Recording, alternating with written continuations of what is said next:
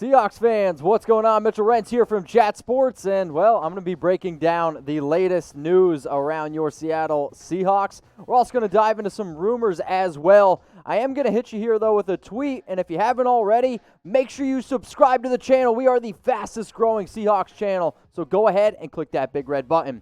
I promise you a tweet. Mike Garafolo, he went on Twitter and said, a possible reunion in Seattle between the Seahawks and wide receiver Paul Richardson. Sources say the team's former second-round pick is in the facility today for a COVID-19 testing. He'll go through protocol and could sign later this week. So, hey, is Richardson going to be heading back to Seattle? This is pretty interesting news, and Richardson is obviously a familiar face here, but he has played his last 2 seasons with the Washington football team, and when you look at all the news, when you look at all the rumors, Seattle, they have been looking for another wide receiver to add to that depth chart. You've heard the rumors around Antonio Brown. I know we've talked about him. The news and rumors around Josh Gordon. We'll get to those in just a second. But Paul Richardson is at least in the facility. If he ends up passing some of these protocols, he could be headed his way back to Seattle. So let's look at his last 4 seasons here, right?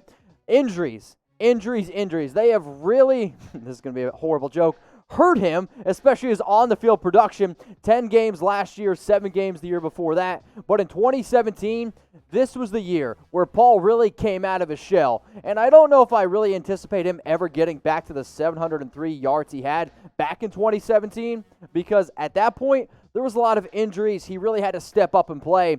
Now the Seahawks team, let's face it, there's a lot more talent, especially at the wide receiver position. You have Tyler Lockett, you have DK Metcalf. If Richardson could come in, be a locker room veteran presence for a lot of these younger players, and just get to, let's just say, like 400, 500 yards, really stretch the field, that's how he's going to make a big impact. He also can make a big impact with, well, his production in the playoffs. He's at least shown when it's time to ball out in the playoffs, he's been able to do it. 7 catches, 131 yards, and a touchdown back in 2016. This is the Paul Richardson that I remember. Him showing up when it mattered for Seattle in the playoffs. So, Chat Sports, what do we do here? We want your participation.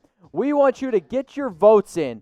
Should the Seattle Seahawks go out and sign Paul Richardson? If you're like, yeah, Mitch, they absolutely should, type S for sign. If you're saying, no, let's move on from him, I want you to type P for pass. It's an interesting question, and recent news has come out about Tyler Lockett, and he's been, battling an injury. He's banged up. He's going to be okay. He's going to play week 1.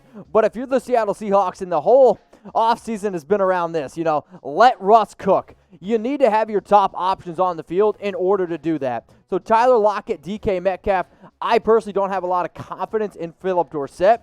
Do y'all have more confidence in Paul Richardson over Dorsett? I'll be honest, I actually probably do, especially because he knows Russell Wilson. He knows this offense, and he knows how to ultimately get open. That's one of the things that Paul really did well, especially back with Russ. He worked it around, he got open, and gave Russ that extra time. So Paul Richardson is going to be coming back to Seattle. Make sure you subscribe, so that way, as soon as he does, we are going to keep you updated. If you're, sitting at home, you're bored because there's no sports on TV right now, we're going to be keeping you up to date on the latest Seattle Seahawks news, latest Seattle Seahawks rumors. I remember when I was 16, if I spent too much time on YouTube, I started looking up other things I shouldn't. Make sure you're looking up the right things around the Seattle Seahawks. Click that big red button. I promise y'all, we're going to be giving you daily videos 100% free. And actually, the more of you that we get subscribed, the more videos we can do. So as soon as I saw the news around Paul Richardson, I thought, what does that mean for Josh Gordon? And with all the reports that have been coming out about Gordon and how Pete Carroll said that, hey, we would welcome him back, the reports that come out with Russell Wilson saying, hey, we would welcome him back, the fact that now you're looking at a Paul Richardson, I personally think if Paul Richardson ends up signing with the Seattle Seahawks, this means they're going to wipe their hands clean and they're going to move on from Josh Gordon. Now, hypothetically, Josh Gordon is not back in the NFL yet. He is still in the process of being reinstated. But I'm going to ask you in just a few seconds here, Josh Gordon, Paul Richardson, it's a realistic debate. Josh has played on the team, more recent back in 2019. Or do you go with Paul Richardson, who is already, you can actually already go out and sign him. So when it comes down to it, who's the better receiver? If you think it's Paul Richardson, I want you to go on down there in the comment section and type PR. If you think it's Josh Gordon, I want you to scroll on down and type JG.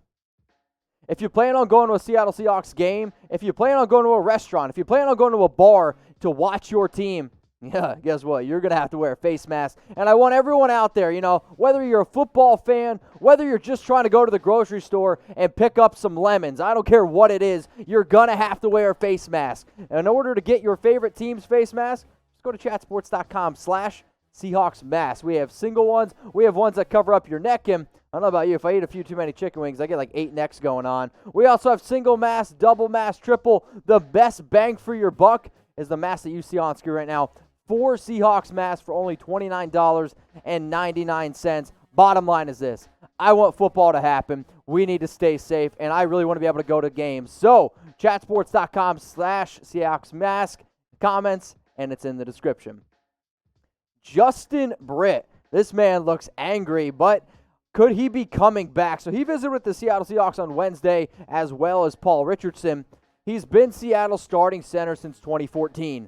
The reason why he was ultimately let go this past year is a money thing. The Seahawks ended up saving $8.5 million, but he played in 8 games last year, started all 8 of them. Unfortunately for Britt, he tore his ACL, and anytime you're a player 29 years old tearing your ACL, that's not going to help, right? I don't care what position you play.